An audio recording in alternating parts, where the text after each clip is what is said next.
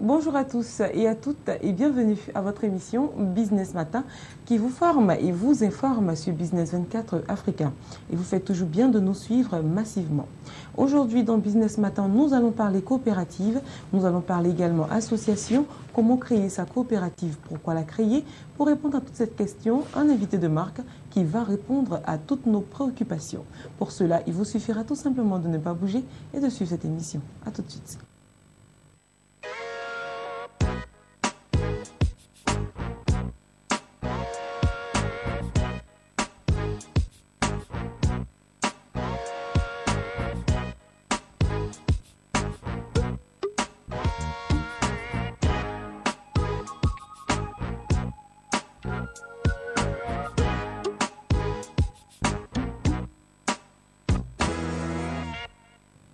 Je le disais tantôt dans Business Matin, aujourd'hui nous allons parler association, nous allons parler coopérative et pour cela je suis en compagnie de M. Kwadio Jean-Baptiste qui est consultant et formateur en gestion de coopératives et d'entreprises associatives. Bonjour M. Kwadio. Bonjour madame. Bienvenue sur le plateau de Business Matin. Merci de me recevoir à Business 24. D'accord. Alors selon l'Alliance des coopératives nationales, pour vous, qu'est-ce qu'une coopérative ? Bien, c'est une définition qui est donnée par l'Alliance coopérative internationale. La coopérative, c'est une association de personnes volontairement réunies pour satisfaire leurs besoins et aspirations économiques, culturels, sociaux communs au moyen d'une entreprise dont la propriété est collective et où accent grave, je précise bien, et où le pouvoir est exercé démocratiquement. Alors, vous avez vu dans la définition, il y a plusieurs groupes de mots. Une coopérative, c'est une association autonome de personnes volontairement réunies pour satisfaire leurs propres besoins et leurs aspirations propres. Besoins économiques, besoins de production, de consommation, d'approvisionnement, etc., etc.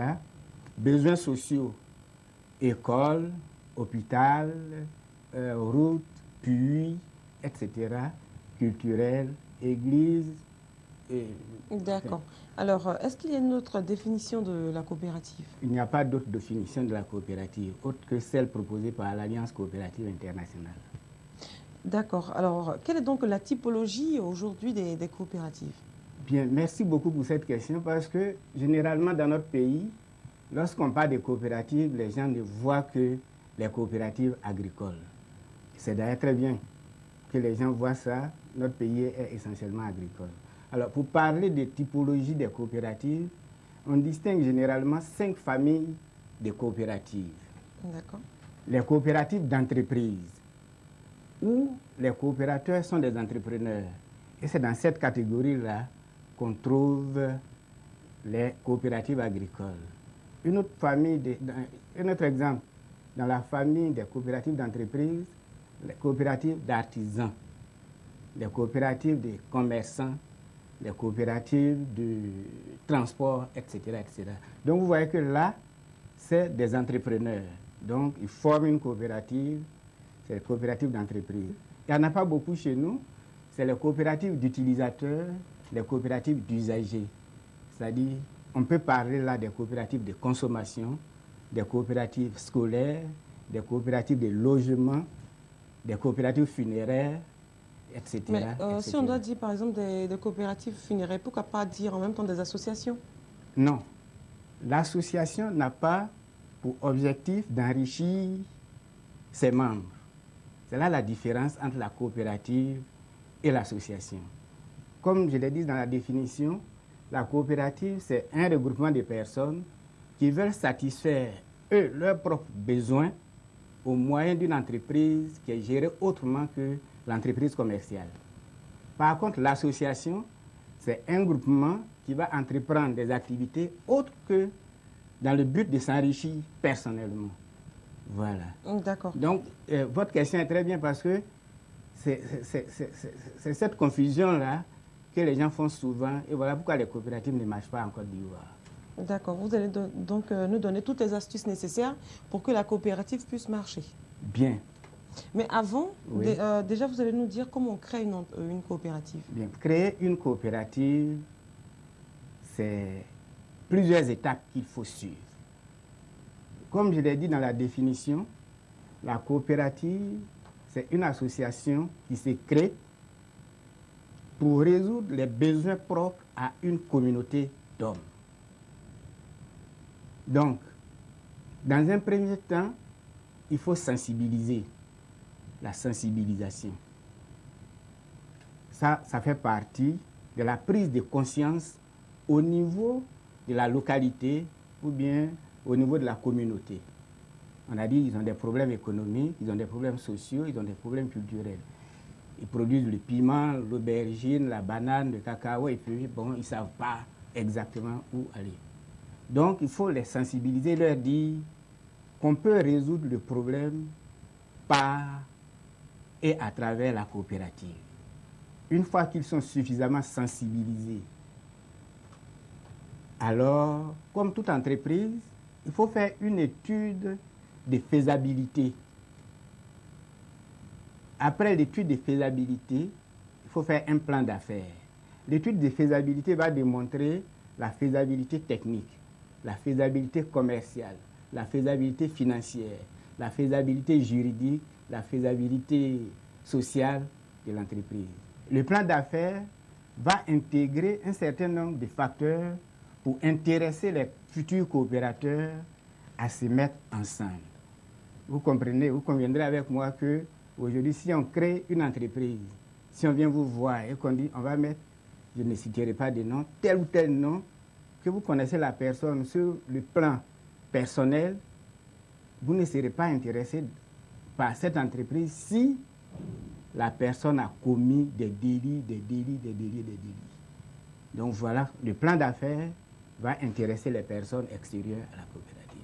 Et une fois qu'on a fait le plan d'affaires, on va maintenant faire les statuts et règlements intérieurs. Après, on va aller en assemblée générale constitutive et là, on va élire un conseil d'administration. Après, le conseil d'administration, parce que les statuts seront adoptés, on va alors immatriculer la coopérative au greffe du tribunal de première instance du siège de cette coopérative. Et ça, c'est une nouveauté qui est apportée par l'acte uniforme OHADA sur les sociétés coopératives. D'accord. Alors, quels sont déjà les avantages à créer une coopérative? Les avantages, quels sont les avantages? Il y en a les avantages sont multiples. D'abord, au plan individuel.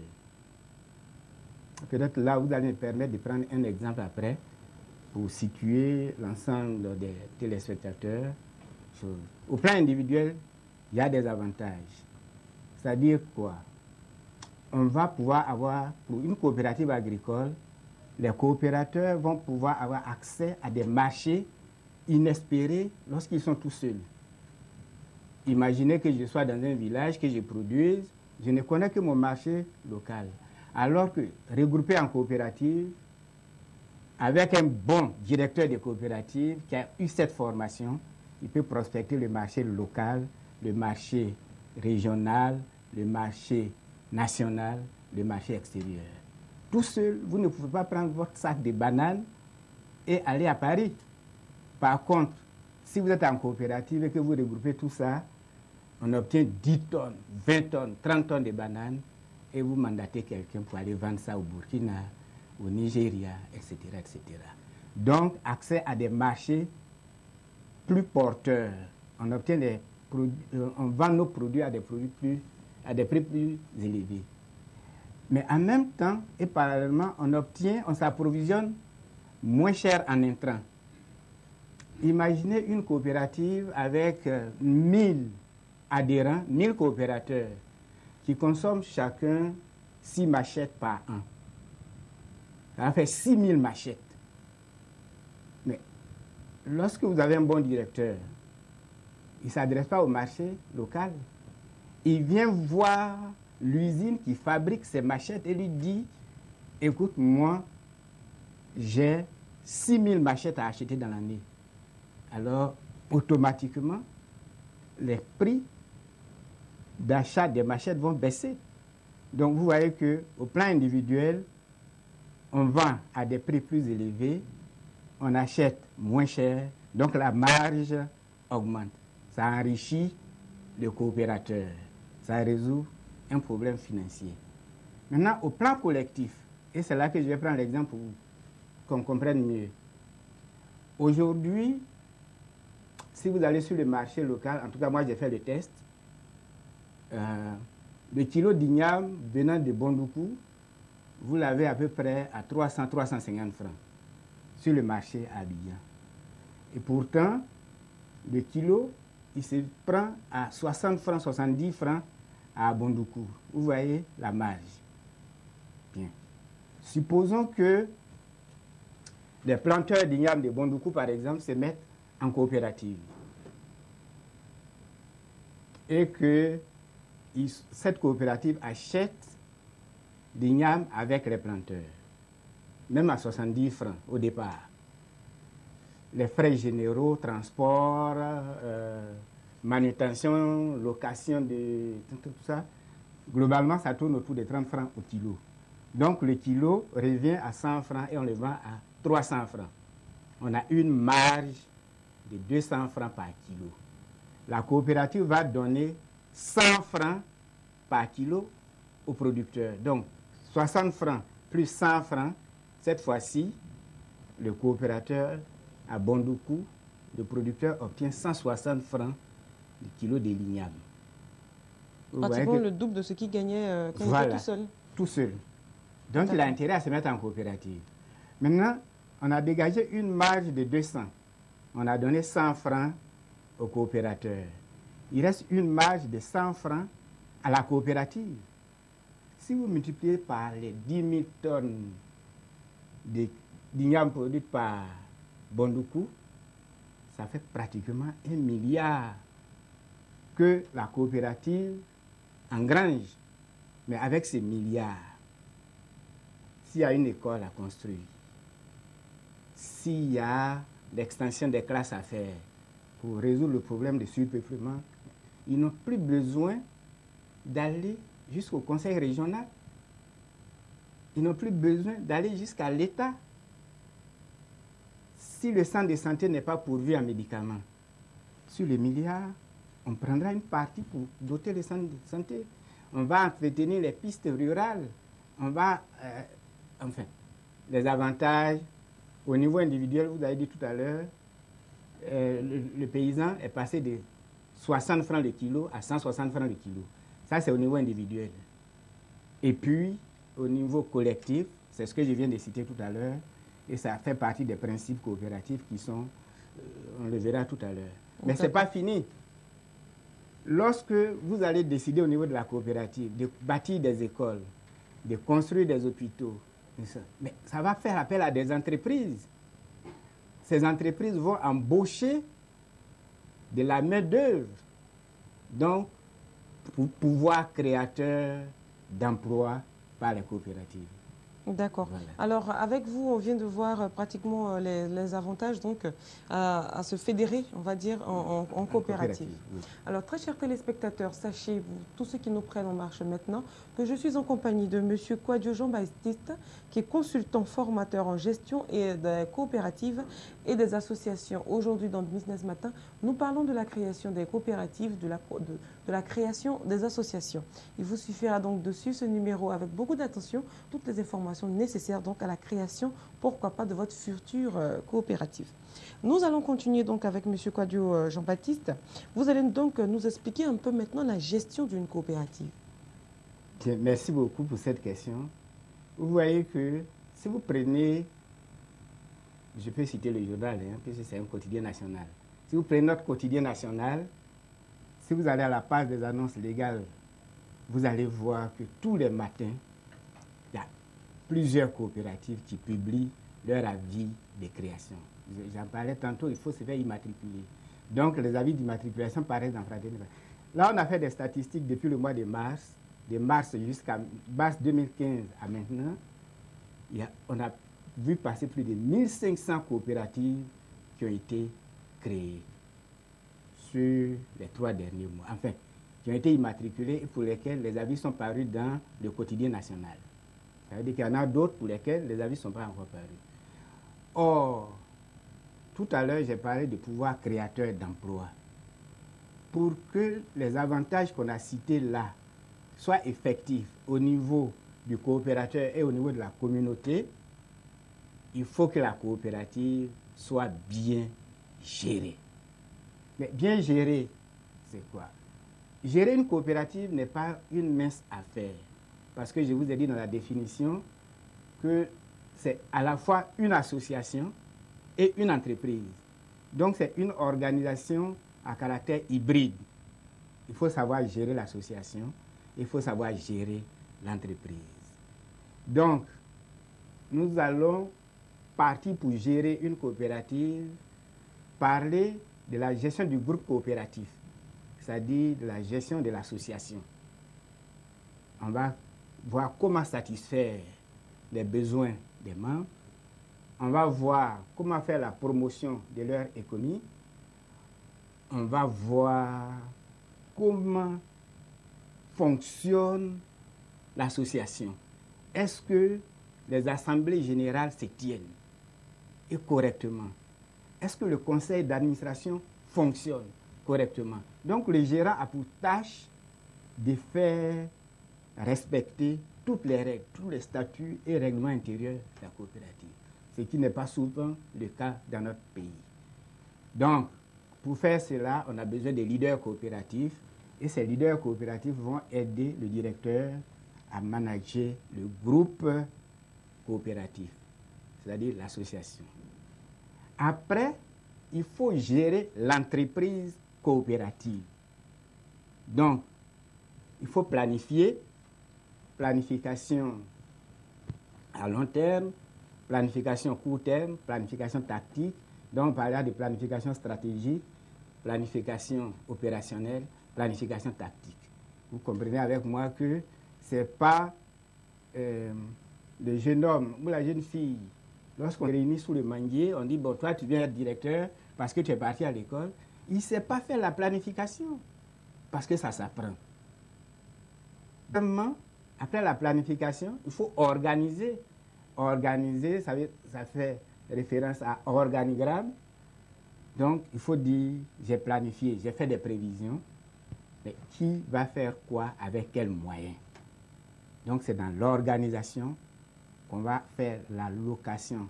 On va parler d'allouer les ressources matérielles et les ressources financières et les ressources humaines.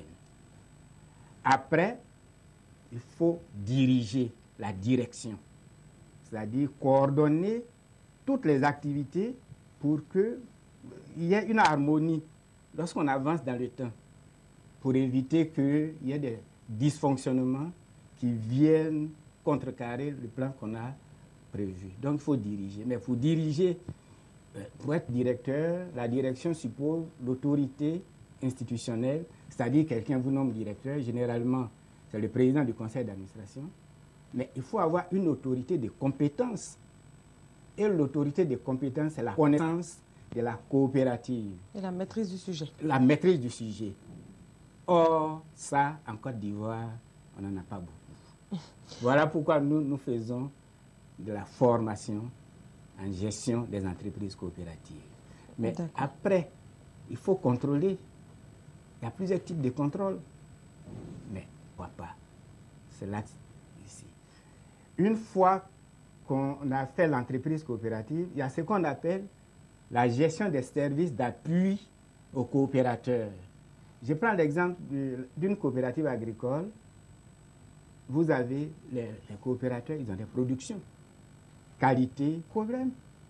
Mais une fois que la production est là, il faut la récolter dans les plantations. C'est des problèmes à résoudre. Mais quand ça vient au village, il faut pouvoir mettre ça dans un magasin. Sinon, votre produit reste sous la pluie ou bien sous le soleil. Ça déteint sur la qualité. Une fois que vous avez stocké, il faut commercialiser, trouver des clients, au bon prix, au prix rémunérateur, comme je l'ai énoncé tantôt. Tantôt. Merci beaucoup. Et une fois qu'on a payé et qu'on a commercialisé, il faut venir donner la contrepartie au producteur. Parfois, vous regardez dans les journaux, on dit tel directeur de coopérative est parti avec l'argent des coopérateurs. Mais tout ça, ça s'apprend. Une fois qu'on a donné l'argent aux coopérateurs, ça ne se limite pas là, le rôle du directeur. Il fera la gestion de son revenu. Comment utiliser son revenu pour que le besoin qu'il voulait satisfaire et les aspirations qu'il voulait là, que ça arrive dans sa vie. Vous voyez que ce n'est pas... C'est pas une mince affaire comme j'ai envie de le dire. C'est pas une mince affaire. Or, généralement, ici, on se regroupe sous un manguier, on crée une coopérative, on dit on vient de créer une coopérative. Non, ce n'est pas encore une coopérative. Et heureusement que M. Kwadjo Jean-Baptiste est là pour nous apprendre tout ça. Et on aura encore d'autres émissions dans lesquelles on va développer un peu plus au fur et à mesure toutes ces notions que vous venez de nous apprendre aujourd'hui. Mais pour l'heure, M. Kwadjo Jean-Baptiste, la journée nationale des coopératives. Qu'est-ce que vous pouvez dire justement à tous ces opérateurs qui nous regardent? Bien, merci beaucoup. C'est la journée internationale des coopératives qui a été par l'ONU. Et c'est le premier samedi du mois de juillet chaque année. Alors, à cette occasion, mon adresse va aller vers les pouvoirs publics qui aujourd'hui sont confrontés à un problème de chômage de la jeunesse. Il faudrait que ces pouvoirs publics-là attachent une importance aux coopératives qui vont résorber une masse importante de notre jeunesse. Les orienter, les former pour qu'ils aillent diriger, comme je l'ai dit tantôt, les coopératives selon les normes. Parce que quand vous créez une coopérative avec 8 personnes dans le staff, ces 8 personnes, vous leur donnez des salaires. Ils vont consommer. Et comme ils consomment, ils provoquent la demande. Et comme ils provoquent la demande, il y a des industries qui s'installent pour satisfaire cette demande.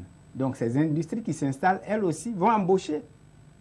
Donc, vous voyez l'effet multiplicateur sur l'emploi. Ça fait boule de neige. Merci beaucoup. Donc, mon adresse, 1, c'est au pouvoir public.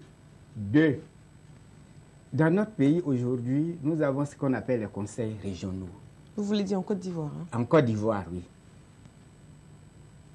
Les conseils régionaux et les districts. Mais c'est une aubaine pour eux, les coopératives. L'autonomisation des femmes. C'est une aubaine pour les conseils régionaux. Or, une fois, il faut que les coopératives créent selon les standards. D'accord. Merci beaucoup, M. Kwadjo Jean-Baptiste, de votre présence sur notre plateau. Quant à nous, nous continuons Business Matin et pour cela, nous recevons le professeur informatique, notre community manager, qui n'est pas sans autre que Sylvestre Affery. À tout de suite.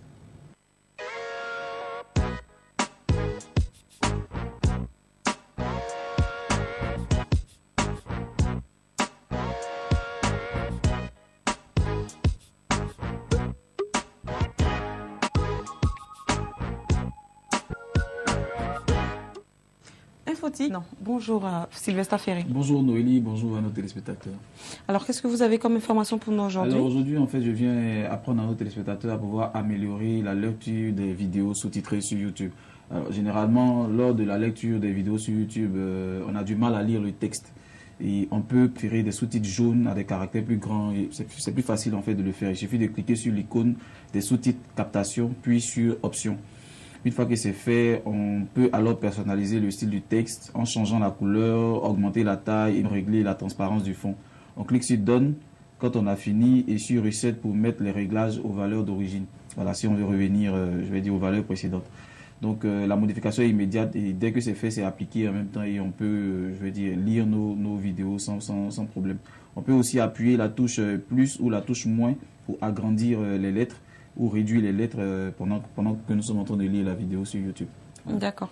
Alors, c'est tout ce que vous avez comme information pour nous? Oui, c'est tout. Merci beaucoup, Sylvestre.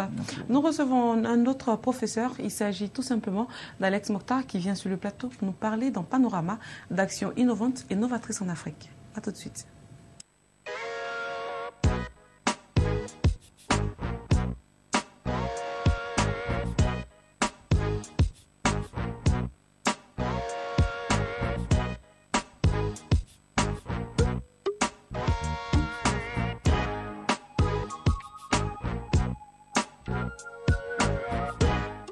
Il est sur le plateau et il nous parle d'actions innovantes et novatrices en Afrique. Bonjour Alex. Bonjour à vous Noélie et à nos fidèles téléspectateurs. Très heureux d'être là encore une fois sur ce plateau de Business Matin donc, pour vous entretenir d'un sujet qui, je l'espère, retiendra votre attention dans le cadre de Panorama. Alors, de quoi est-ce qu'il s'agit? Alors aujourd'hui, on va parler de quelqu'un qui a décidé de faire preuve de grand cœur, de mener des actions philanthropiques. Il s'agit du prince Al-Walid bin Talal, alors l'un des hommes les plus riches donc, du royaume saoudien, qui aujourd'hui a décidé de mettre sa fortune, je dirais donc, au profit des plus démunis, pour ainsi dire. Alors, il faut savoir que ce prince saoudien, donc, le bien nommé donc Al-Walid bin Talal, connu déjà dans ce pays pour de nombreuses actions de générosité envers les pauvres et connu de par le monde en tant que grand dirigeant d'entreprise et de sa holding, qui n'est autre que la Kingdom Holding, donc, a annoncé sa décision d'allouer l'essentiel de sa fortune, soit près de 32 milliards de dollars, donc, à des œuvres humanitaires. Voilà. Alors les femmes, les jeunes, l'interculturalité pour ainsi dire et les secours d'urgence sont bien sûr les thèmes que le prince saoudien veut promouvoir. Alors il faut dire que cet engagement philanthropique de 32 milliards de dollars va aider bien sûr à jeter des ponts pour la compréhension culturelle, le développement des communautés, le croissement de l'autonomie des femmes, la promotion des jeunes, la fourniture de secours en cas de catastrophe naturelle et la création d'un monde plus tolérant. C'est du moins ce qu'il a déclaré en décidant d'allouer en tout cas tous ces fonds-là. Il faut dire que déjà, ce monsieur est actionnaire dans plusieurs grandes sociétés, telles que Apple, Euro Disney, pour ne citer que ces quelques sociétés-là. Ainsi que Citigroup aussi. Également, voilà. Et bien évidemment, il s'est spécialisé dans le rachat de sociétés et d'entreprises parfois en faillite, qu'il relève bien évidemment par ses investissements qui rend, je dirais, beaucoup plus viables aujourd'hui.